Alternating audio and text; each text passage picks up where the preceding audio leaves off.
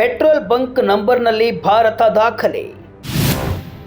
ಲಕ್ಷ ಗಡಿ ದಾಟಿದ ದೇಶದ ಪೆಟ್ರೋಲ್ ಪಂಪ್ಗಳು.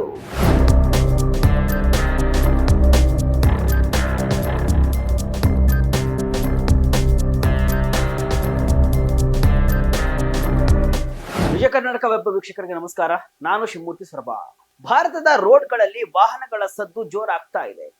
ರಸ್ತೆಗಳಲ್ಲೂ ವಾಹನಗಳ ಸಂಚಾರ ಹೆಚ್ಚಾದಂತೆ ಅವುಗಳಿಗೆ ಶಕ್ತಿ ತುಂಬುವ ಪೆಟ್ರೋಲ್ ಪಂಪ್ಗಳ ನಂಬರ್ನಲ್ಲೂ ಕೂಡ ಭಾರತ ದಾಖಲೆಯನ್ನ ಬರೆದಿದೆ. ಭಾರತದ ಇಂಧನ ಕ್ಷೇತ್ರದಲ್ಲಿ ಇದೀಗ ಮಹತ್ವದ ಮೈಲಿಗಲ್ಲೊಂದು ಸ್ಥಾಪನೆಯಾಗಿದ್ದು, ದೇಶದಲ್ಲಿರುವ ಒಟ್ಟು ಪೆಟ್ರೋಲ್ ಪಂಪ್ಗಳ ಸಂಖ್ಯೆ ಬರೋಬ್ಬರಿ 1 ಲಕ್ಷದ ಗಡಿಯನ್ನ ದಾಟಿದೆ. ಕಳೆದ 10 ವರ್ಷಗಳಲ್ಲಿ ಈ ಸಂಖ್ಯೆ ಡಬಲ್ ಆಗಿರುವುದು ವಿಶೇಷ.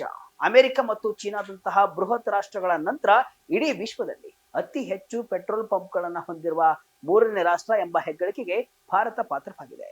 ಇದು ಕೇವಲ ಅಂಕಿ ಅಂಶವಲ್ಲ, ಭಾರತದ ಬದಲಾಗುತ್ತಿರುವ ಆರ್ಥಿಕತೆ ಮತ್ತು ವಾಹನಗಳ ಕ್ರಾಂತಿಯ ಸಂಕೇತ.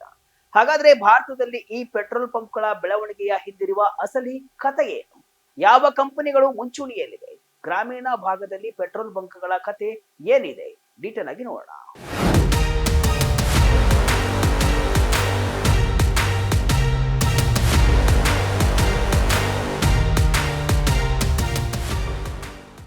ಹೌದು, ಕೇಂದ್ರ ಪೆಟ್ರೋಲಿಯಂ ಸಚಿವಾಲಯದ ಪೆಟ್ರೋಲಿಯಂ ಯೋಜನೆ ಮತ್ತು ವಿಶ್ಲೇಷಣಾ ಘಟಕ ಅಂದ್ರೆ PPAC ವರದಿಯೊಂದನ್ನ ರಿಲೀಸ್ ಮಾಡಿದೆ. ಆ ಅಂಕಿ ಅಂಶಗಳು ದೇಶದ ಇಂಧನ ಮಾರುಕಟ್ಟೆಯ ಭಾರಿ ಬೆಳವಣಿಗೆಯನ್ನ ಸಾಬೀತುಪಡಿಸಿದೆ. ಕಳೆದ 10 ವರ್ಷಗಳ ಕಾಲಾವಧಿಯಲ್ಲಿ ಪೆಟ್ರೋಲ್ ಪಂಪ್ಗಳ ಸಂಖ್ಯೆ ಆಶ್ಚರ್ಯಕರ ರೀತಿಯಲ್ಲಿ ಹೆಚ್ಚಾಗಿದೆ. ಭಾರತದಲ್ಲಿ ಸದ್ಯಕ್ಕೆ ಅಂದಾಜು 1,266,000 ಪೆಟ್ರೋಲ್ ಪಂಪ್ಗಳು ಕಾರ್ಯವನ್ನ ನಿರ್ವಹಿಸುತ್ತವೆ ಅಂತ ಹೇಳಲಾಗ್ತಿದೆ. ಈ ವಿಸ್ತರಣೆಯು ಕೇವಲ ನಗರಗಳಿಗೆ ಸೀಮಿತವಾಗಿಲ್ಲ, ಬದಲಾಗಿ ದೇಶದ ಮೂಲೆ ಮೂಲೆಗೂ ಅಂದ್ರೆ ದುರ್ಗಮ ಪ್ರದೇಶಗಳಿಗೂ ಕೂಡ ಇಂಧನವನ್ನ ತಲುಪಿಸುವಂತೆ ಮಾಡಿದೆ. ಇಂಡಿಯನ್ ಆಯಿಲ್ ಕಾರ್ಪೊರೇಷನ್ ನ ಮಾಜಿ ಅಧ್ಯಕ್ಷ ಬಿ ಅಶೋಕ್ ಅವರ ಪ್ರಕಾರ ಈ ಬೃಹತ್ ಜಾಲದಿಂದ ಗ್ರಾಹಕ ಸೇವೆ ಗಮನಾರ್ಹವಾಗಿ ಸುಧಾರಿಸಿದೆ ಮತ್ತು ಗ್ರಾಮೀಣ ಪ್ರದೇಶಗಳಲ್ಲಿ ಇಂಧನದ ಕೊರತೆ ನೀಗಿದಂತೆ ಆಗಿದೆ. ಪೆಟ್ರೋಲ್ ಡೀಸೆಲ್ ಬಳಕೆ ಭರ್ಜರಿ ಏರಿಕೆ. 10 ವರ್ಷದಲ್ಲಿ ಪೆಟ್ರೋಲ್ ಬಳಕೆ 110ರಷ್ಟು ಹೆಚ್ಚಳ. ಕಳೆದ 1 ದಶಕದಲ್ಲಿ ಭಾರತೀಯರ ವಾಹನಗಳ ಬಳಕೆಯ ಶೈಲಿ ಸಂಪೂರ್ಣ ಬದಲಾಗಿದೆ.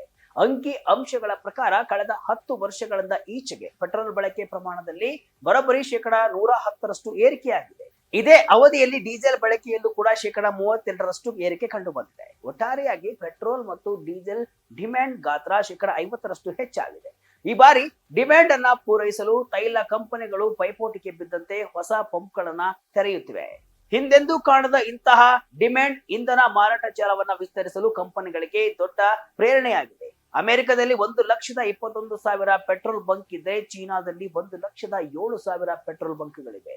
ಭಾರತದಲ್ಲಿ 1 ಲಕ್ಷದ ಗಡಿ ಈಗ ದಾಟಿದ್ದು, ಅಮೆರಿಕದಲ್ಲಿ 1000 ಚದರ ಕಿಲೋಮೀಟರ್ಗೆ 12.4 ಪಂಪ್ಗಳಿದ್ರೆ ಚೀನಾದಲ್ಲಿ 11.2 ಪೆಟ್ರೋಲ್ ಪಂಪ್ಗಳಿವೆ. ಆದ್ರೆ ಭಾರತದಲ್ಲಿ 30.4 ಪೆಟ್ರೋಲ್ ಬಂಕ್ಗಳು ಪ್ರತಿ 1000 ಚದರ ಕಿಲೋಮೀಟರ್ಗೆ ಕಾರ್ಯವನ್ನ ನಿರ್ವಹಿಸ್ತಾ ಇವೆ. ಅಮೆರಿಕದಲ್ಲಿ ಈ ಬೆಳವಣಿಗೆ ಸ್ಥಿರವಾಗಿದ್ರೆ ಚೀನಾದಲ್ಲಿ ಈ ಕಡೆ ಜನ ಹೆಚ್ಚಿನ ಪ್ರಮಾಣದಲ್ಲಿ ಮುಖ ಮಾಡ್ತಿದ್ದಾರೆ. ಆದ್ರೆ ಭಾರತದಲ್ಲಿ ಮಾತ್ರ ಕಳೆದ 10 ವರ್ಷಗಳಲ್ಲಿ ಪೆಟ್ರೋಲ್ ಪಂಪ್ಗಳ ಸಂಖ್ಯೆ ಡಬಲ್ ಆಗಿದೆ. ಯಾರ ಬಳಿ ಎಷ್ಟು ಪೆಟ್ರೋಲ್ ಪಂಪ್ಗಳಿವೆ? IOC ಪಾರುಪತ್ಯ, ಖಾಸಗಿ ವಲಯಕ್ಕೆ ಸಣ್ಣ ಪಾಲು. ಈಗ ಭಾರತದ ಪೆಟ್ರೋಲ್ ಪಂಪ್ಗಳ ಒಡೆತನ ಅಥವಾ ಮಾರುಕಟ್ಟೆಯ ಹತೋಟಿ ಯಾರ ಕೈಯಲ್ಲಿದೆ ಅಂತ ನೋಡುವುದಾದ್ರೆ ಇಂದಿಗೂ ಸಾರ್ವಜನಿಕ ವಲಯದ ಕಂಪನಿಗಳೇ ಇಲ್ಲಿ ಕಿಂಗ್. ಒಟ್ಟು ಪೆಟ್ರೋಲ್ ಪಂಪ್ಗಳಲ್ಲಿ ಸಹಕಾರಿ ಸ್ವಾಮ್ಯದ ಕಂಪನಿಗಳ ಪಾಲು 90ಕ್ಕಿಂತಲೂ ಹೆಚ್ಚಿದೆ. ಇಂಡಿಯನ್ ಆಯಿಲ್ ಕಾರ್ಪೊರೇಷನ್ 41,644 ಪಂಪ್ಗಳೊಂದಿಗೆ ಅಗ್ರ ಸ್ಥಾನದಲ್ಲಿ ಇದೆ. ಅಂದ್ರೆ ಇಂಡಿಯನ್ ಆಯಿಲ್ ಪೆಟ್ರೋಲ್ ಬಂಕ್ಗಳು ಇದಾವಲ್ಲ, ಅವೆಲ್ಲ ಇದರ ಅಡಿಯೇ ಬರುತ್ತವೆ. ಭಾರತ್ ಪೆಟ್ರೋಲಿಯಂ 24,605 ಪೆಟ್ರೋಲ್ ಪಂಪ್ಗಳನ್ನ ಹೊಂದಿದೆ. ಹಿಂದೂಸ್ತಾನ್ ಪೆಟ್ರೋಲಿಯಂ 24,605 ಪಂಪ್ಗಳನ್ನ ನಿರ್ವಹಿಸ್ತಾ ಇದೆ. ಅಂದ್ರೆ HP ಪೆಟ್ರೋಲ್ ಬಂಕ್ಗಳೆಲ್ಲ ಇದರಡಿಯೇ ಬರಲಿವೆ. ಇನ್ನೊಂದೆಡೆ ಖಾಸಗಿ ಕಂಪನಿಗಳ ಪಾಲು ಇಂದಿಗೂ 10%ಕ್ಕಿಂತ ಕಡಿಮೆ ಇರುವುದನ್ನ ನಾವು ಗಮನಿಸಬೇಕಿದೆ. ನಯಾರಾ ಎನರ್ಜಿ 6,921 ಪಂಪ್ಗಳನ್ನ ಹೊಂದಿದ್ರೆ ರಿಲಯನ್ಸ್ ಮತ್ತು BP ಜಂಟಿ ಸಂಸ್ಥೆಯು 2,114 ಪೆಟ್ರೋಲ್ ಬಂಕ್ಗಳನ್ನ ಹೊಂದಿವೆ. ಶೆಲ್ ಕಂಪನಿ 346 ಮತ್ತು MRPL 198 ಪಂಪ್ಗಳನ್ನ ಹೊಂದಿವೆ. ಖಾಸಗಿ ಕಂಪನಿಗಳು ಕಡಿಮೆ ಇರುವ ಕೇಂದ್ರ ಸರ್ಕಾರದ ಕೆಲವು ಕಠಿಣ ನಿರ್ಬಂಧಗಳು ಮತ್ತು ಬೃಹತ್ ಹೂಡಿಕೆಯೇ ಪ್ರಮುಖ ಕಾರಣ ಅಂತ ಹೇಳಲಾಗ್ತಿದೆ. ಅಮೆರಿಕದಲ್ಲಿ ಹೆಚ್ಚಿನ ಪೆಟ್ರೋಲ್ ಬಂಕ್ಗಳನ್ನ ಶೆಲ್ ಕಂಪನಿ ಹೊಂದಿದ್ರೆ ಚೀನಾದಲ್ಲಿ ಸಿನೋಪೆಕ್ ಹಾಗೂ ಪೆಟ್ರೋ ಚೀನಾ ಎಂಬ ಕಂಪನಿಗಳು ಹೆಚ್ಚಿನ ಮಾರ್ಕೆಟ್ ಶೇರ್ ಅನ್ನ ಹೊಂದಿವೆ. ಗ್ರಾಮೀಣ ಭಾಗದಲ್ಲೂ ಇಂಧನ ಕ್ರಾಂತಿ. ಸಿಎನ್ಜಿ ಇವಿ ಚಾರ್ಜಿಂಗಿಗೆ ಹೆಚ್ಚಿನ ಆದ್ಯತೆ. ಈ ಮೊದಲು ಪೆಟ್ರೋಲ್ ಪಂಪ್ ಅಂದಾಕ್ಷಣ ನಗರದ ಚಿತ್ರಣ ಕಣ್ಮುಂದೆ ಬರ್ತಾ ಇತ್ತು. ಆದರೆ ಈಗ ಪರಿಸ್ಥಿತಿ ಹಾಗಿಲ್ಲ, ಬದಲಾಗಿದೆ. ಒಟ್ಟು ಪೆಟ್ರೋಲ್ ಪಂಪ್ಗಳಲ್ಲಿ ಗ್ರಾಮೀಣ ಪ್ರದೇಶಗಳ ಪಾಲು 29% ಏರಿಕೆಯಾಗಿದೆ. ದಶಕದ ಹಿಂದೆ ಇದು ಕೇವಲ 22% ಅಂದ್ರೆ ಹಳ್ಳಿಗಳಿಗೂ ಪೆಟ್ರೋಲ್ ಸುಲಭವಾಗಿ ಸಿಗುವಂತಾಗಿದೆ. ಅಷ್ಟೇ ಅಲ್ಲ, ಈಗಿನ ಪೆಟ್ರೋಲ್ ಪಂಪ್ಗಳು ಕೇವಲ ಪೆಟ್ರೋಲ್ ಡೀಸೆಲ್ಗೆ ಸೀಮಿತವಾಗಿಲ್ಲ. ಇಂಧನ ವಲಯದಲ್ಲಿ ಆಗುತ್ತಿರುವ ಬದಲಾವಣೆಗೆ ತಕ್ಕಂತೆ 1/3 ಭಾಗದಷ್ಟು ಪಂಪ್ಗಳಲ್ಲಿ ಸಿಎನ್ಜಿ ಮತ್ತು ಎಲೆಕ್ಟ್ರಿಕ್ ವಾಹನಗಳ ಚಾರ್ಜಿಂಗ್ ವ್ಯವಸ್ಥೆಯನ್ನು ಕೂಡ ಕಲ್ಪಿಸಲಾಗ್ತಾ ಇದೆ. ಇದು ಗ್ರಾಹಕರಿಗೆ ಹೆಚ್ಚಿನ ಆಯ್ಕೆಗಳನ್ನ ನೀಡ್ತಾ ಇದೆ. ಪಂಪ್ಗಳ ಸಂಖ್ಯೆ ಹೆಚ್ಚಾಗಿದ್ದಕ್ಕೆ ತಜ್ಞರ ಆತಂಕ. ಇಂಡೋನೇಷ್ಯಾದಲ್ಲಿ 9,000 ಪಂಪ್ಗಳು. ಆದರೆ ಈ ಬೆಳವಣಿಗೆಯ ನಡುವೆ ಕೆಲವು ತಜ್ಞರು ಆತಂಕವನ್ನು ಕೂಡ ವ್ಯಕ್ತಪಡಿಸಿದ್ದಾರೆ. ಅಖಿಲ ಭಾರತ ಪೆಟ್ರೋಲಿಯಂ ಡೀಲರ್ಸ್ ಅಸೋಸಿಯೇಷನ್ನ ಖಜಾಂಚಿ ನಿತಿನ್ ಗೋಯಲ್ ಅವರ ಪ್ರಕಾರ ಭಾರತದಲ್ಲಿ ಬಹುತೇಕ ಎಲ್ಲಾ ಪಂಪ್ಗಳಲ್ಲಿ ಏಕರೂಪದ ದರ ಇರುತ್ತೆ. ಅಮೆರಿಕದಂತಹ ದೇಶಗಳಲ್ಲಿ ಮಾರುಕಟ್ಟೆ ಮುಕ್ತವಾಗಿದೆ. ಆದರೆ ಭಾರತದಲ್ಲಿ ಗ್ರಾಹಕರ ಸಂಖ್ಯೆ ಅತ್ಯಂತ ಕಡಿಮೆ ಇರುವ ಕೆಲವು ಪಂಪ್ಗಳು ನಷ್ಟದಲ್ಲಿವೆ. ರಿಲಯನ್ಸ್ ಮೊಬಿಲಿಟಿ ಸಿಇಒ ಹರೀಶ್ ಮೆಹ್ತಾ ಅವರು ಒಂದು ಹೆಜ್ಜೆ ಮುಂದೆ ಹೋಗಿ ಭಾರತದಲ್ಲಿ ಇಂಧನ ಮಾರಾಟ ಕೇಂದ್ರಗಳ ಸಂಖ್ಯೆ ವಿಪರೀತವಾಗಿದೆ ಅಂತ ಹೇಳಿದ್ದಾರೆ. ಇಂಡೋನೇಷ್ಯಾದಂತಹ ದೇಶದಲ್ಲಿ ಕೇವಲ 9,000 ಪಂಪ್ಗಳಿವೆ, ಆದರೆ ನಮ್ಮಲ್ಲಿ 1 ಲಕ್ಷಕ್ಕೂ ಹೆಚ್ಚು ಇವೆ. ಇದರಿಂದಾಗಿ ಅನೇಕ ಪಂಪ್ಗಳು ಅನುತ್ಪಾದಕವಾಗ್ತಾ ಇವೆ ಎಂಬುದು ಅವರ ಅಭಿಪ್ರಾಯ. ಪ್ರೆಸ್ಟೀಜ್ ಆಗುತ್ತಿರುವ ಪೆಟ್ರೋಲ್ ಪಂಪ್, ಲಾಭಕ್ಕಿಂತ ಪ್ರತಿಷ್ಠೆಯ ಪ್ರಶ್ನೆ ಹೆಚ್ಚಾಯಿತೆ. ಇನ್ನೊಂದು ಕುತೂಹಲಕಾರಿ ವಿಷಯವೇನೆಂದ್ರೆ, ಸಣ್ಣ ಪುಟ್ಟ ಪಟ್ಟಣಗಳು ಮತ್ತು ಗ್ರಾಮೀಣ ಪ್ರದೇಶಗಳಲ್ಲಿ ಪೆಟ್ರೋಲ್ ಪಂಪ್ ಅನ್ನ ಒಂದು ಪ್ರೆಸ್ಟೀಜ್ ಆಗಿ ನೋಡಲಾಗ್ತಾ ಇದೆ. ಪಂಪ್ ನಷ್ಟದಲ್ಲಿದ್ರೂ ಕೂಡ ಅಥವಾ ವ್ಯಾಪಾರ ಸರಿಯಾಗಿ ನಡೆಯದಿದ್ರೂ ಕೂಡ ಡೀಲರ್ಗಳು ಅದನ್ನ ಮಾರಾಟ ಮಾಡಲು ಅಥವಾ ಮುಚ್ಚಲು ಸಿದ್ಧರಿಲ್ಲ. ಯಾಕಂದ್ರೆ ಹಳ್ಳಿಯ ಅಥವಾ ಪಟ್ಟಣದ ಗಣ್ಯ ವ್ಯಕ್ತಿಯೊಬ್ಬರು ಪೆಟ್ರೋಲ್ ಪಂಪ್ ಮಾಲೀಕರಾಗುವುದು ಅಲ್ಲಿ ಗೌರವದ ಪ್ರಶ್ನೆಯಾಗಿರುತ್ತೆ. ಮುಚ್ಚಿದ್ರೆ ಪ್ರತಿಷ್ಠೆಗೆ ಕುತ್ತು ಎಂಬ ಮನಸ್ಥಿತಿ ಇಲ್ಲಿ ಕೆಲಸ ಮಾಡ್ತಿದೆ ಅಂತ ವರದಿಗಳು ಕೂಡ ಹೇಳ್ತಿವೆ. ಇದೇ ಕಾರಣಕ್ಕೆ 10 ವರ್ಷಗಳ ಹಿಂದೆ ದಾರಿಯಲ್ಲಿ ಗಾಡಿ ಪೆಟ್ರೋಲ್ ಖಾಲಿ ಆದ್ರೆ 16 ಕಿಲೋಮೀಟರ್ ಹುಡುಕಬೇಕಾದ ಸ್ಥಿತಿ ಇತ್ತು. ಆದ್ರೆ ಇಂದು ಪ್ರತಿ ಕ್ರಾಸ್ನಲ್ಲೂ ಕೂಡ ನಮಗೆ ಒಂದು ಪೆಟ್ರೋಲ್ ಪಂಪ್ ಕಾಣುತ್ತೆ.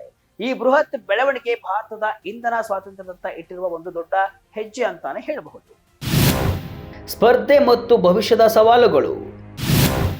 ಬೆಲೆಗಿಂತ ಹೆಚ್ಚಾಗಿ ಲಭ್ಯತೆಗೆ ಆದ್ಯತೆ.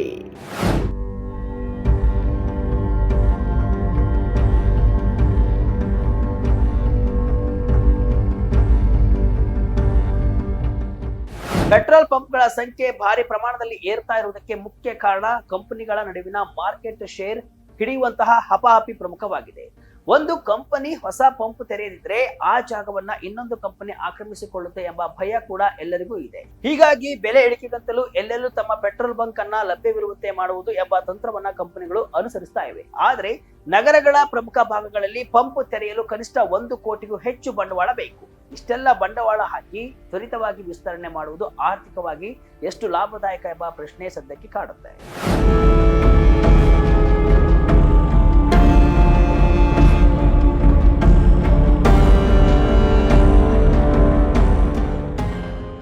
ಒಟ್ಟಿನಲ್ಲಿ ಭಾರತದ ಇಂಧನ ಮಾರಾಟ ಜಾಲವು ಜಾಗತಿಕ ಮಟ್ಟದಲ್ಲಿ ದೊಡ್ಡ ಮಟ್ಟಕ್ಕೆ ಬೆಳೆದು ನಿಂತಿದೆ. 1 ಲಕ್ಷ ಪೆಟ್ರೋಲ್ ಪಂಪ್ಗಳ ಮೈಲಿಗಲ್ಲು ದೇಶದ ಸಾರಿಗೆ ವ್ಯವಸ್ಥೆಯ ಬೆನ್ನೆಲುಬಾಗಿದೆ. ಭವಿಷ್ಯದಲ್ಲಿ ಇವುಗಳು ಕೇವಲ ಪೆಟ್ರೋಲ್ ಬಂಕ್ಗಳಾಗಿ ಉಳಿಯದೆ ಸಿಎನ್ಜಿ, ಎಲ್ಪಿಜಿ ಮತ್ತು ಎಲೆಕ್ಟ್ರಿಕ್ ಚಾರ್ಜಿಂಗ್ ಹಬ್ಗಳಾಗಿ ಬದಲಾಗುತ್ತೆ. ಇದರಿಂದ ಗ್ರಾಹಕರಿಗೆ ಅನುಕೂಲವಾಗುವುದಂತೂ ನಿಜ.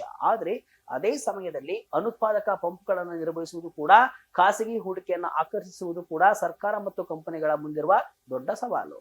ಇದಿಷ್ಟು ಇವತ್ತಿನ ವಿಶೇಷ. ಇದೇ ರೀತಿ ಹಲವು ವಿಶ್ಲೇಷಣೆ ಮಾಹಿತಿ ಅಷ್ಟೇ ಅಲ್ಲ, ಮನರಂಜನೆಯ ವಿಡಿಯೋಗಳಿಗಾಗಿ ವಿಜಯ ಕರ್ನಾಟಕ ವೆಬ್ಸೈಟ್, ಫೇಸ್ಬುಕ್ ಹಾಗೂ ಯೂಟ್ಯೂಬ್ ಪೇಜ್ ಅನ್ನು ಫಾಲೋ ಮಾಡಿ. ಧನ್ಯವಾದಗಳು.